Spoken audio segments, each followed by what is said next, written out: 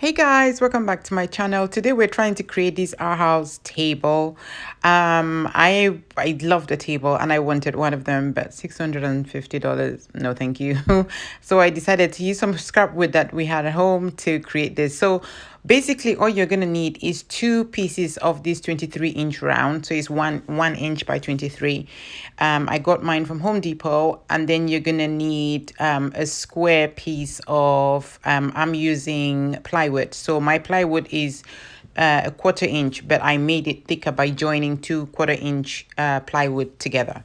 So the first thing that we're gonna do here is really just cut the base of it so that you can see it can stand on its own. And then once you cut the base of the circle, then you cut the remainder of the circle in half like this. So you cut it in half like that. You can do your table to look like this, exactly like how I've cut mine to look like. Or you can, but for my one, I cut the side straight. You see it when I show you the finished product. I don't think I showed you it here. There are three things that you're going to need. So the plywood, these two rounds, and then you're going to need a pocket screw and some to create some pocket holes like we're doing right here.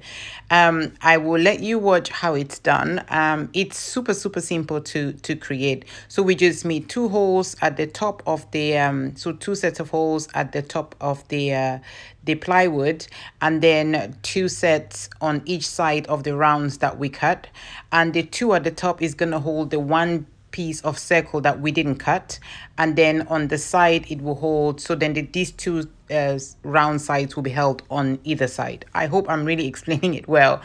But as you can see in coming up, you will see that we're putting it like that exactly. So the two pocket screws will hold it exactly like that, and then those two that you could see at the top is going to hold the round one that will sit at the top of the coffee table to create a table.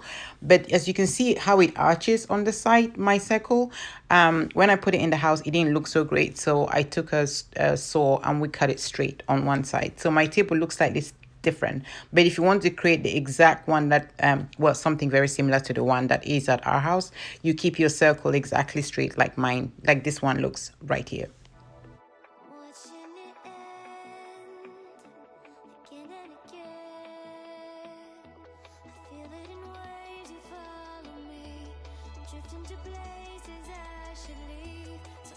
Okay, when you get these circles, the sides of them will look kind of arched, and I hated it. I wanted mine to be round all the way.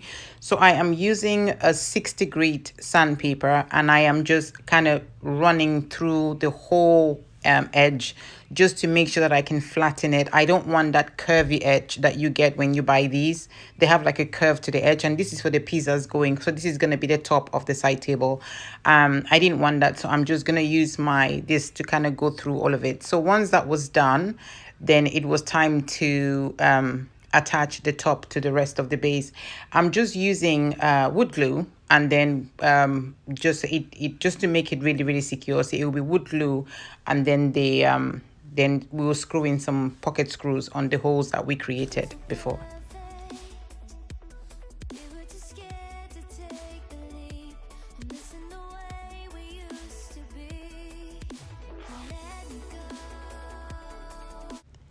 I know I am talking an awful lot in this video, but what I'm going to put in the description bar, I'm going to put all the measurements and how you cut out each piece so that you can see how easy it is to, well, I'll give you all the measurements of my table. If you wanted yours to be slightly higher than mine, then just increase it accordingly. But it is so easy to create. It's super easy to create. Once you create all the pocket screws and cut your wood, it's such a breeze. If you don't have like a saw at home, I spoke to a guy at Home Depot, and he said they will cut that circle for you if you brought it into the store. Another trick that I've learned is to use wood filler and really water it down, and I use a paintbrush and I paint it throughout the whole piece. And the reason I'm doing this is because I don't want when you paint and you can see the wood grain, I don't particularly like that. The original one has it, so if you want yours to stay like that, then you can skip this step. But I do this just so that I don't want the wood grain to show through that much. And once it's done, I go over it with like 120 grit sandpaper, but super light, and I just go over it. And when you do this, you will notice that when you go to paint it, you don't really see this wood grain texture that you can see up here. It kind of just disappears.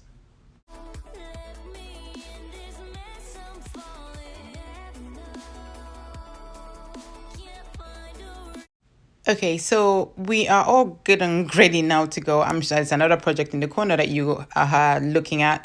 If you're watching my channel, you know what that is. But anyway, for this one, I'm just going over it with a primer. I'm using the Zenza to prime it, and it's a primer that I love to use for most of my product, most of my projects. I'm sorry. So I'm just gonna spray paint it, give it one coat. I'm just doing one coat of spray paint.